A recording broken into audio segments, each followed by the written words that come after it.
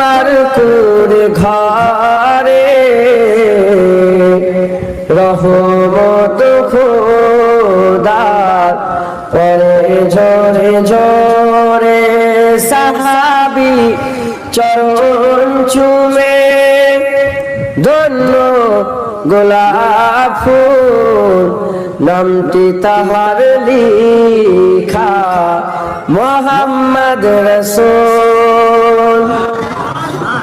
আব্বার মাজা দেখতে গেলেন নবী মোর আম্মা জানের সাথে, আম্মা মোর বিদায় নিলেন ফিরে আসার পথে।